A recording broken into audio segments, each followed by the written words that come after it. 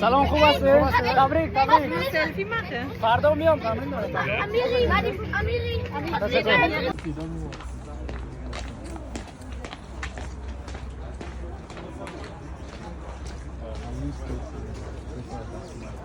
Können wir noch ein Foto machen, bitte?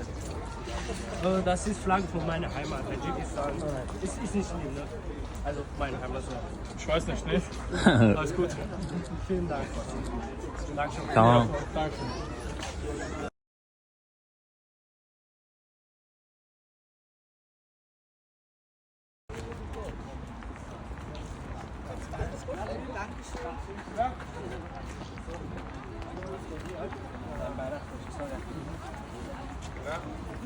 Jak bëj foto me këtë mua me bajra? To Jacobi sonra sanki foto me kënan. Teşekkür. Sonra sen?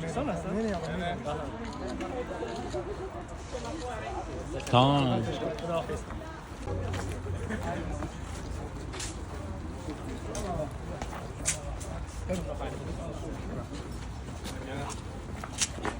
Ah, bist du schon von einem Kaffee? Was hältst du da hoch eigentlich? Was hältst du denn da hoch? Das ist Flagge von meiner Heimat. Ah, okay, alles klar. Oh Gott, oh Jonas, da kommt was auf dich zu. Tamam. Nein, oh nein. Ich bin schon öfter hier, aber ich will trotzdem. Ich liebe euch. Können wir noch ein Foto machen, Florian?